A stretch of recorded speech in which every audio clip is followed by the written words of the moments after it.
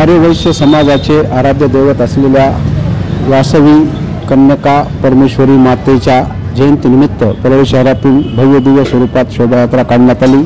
या शोभायात्रेत आर्यवैश्य समाज बांधव मोठ्या संख्येने सहभागी झाले होते।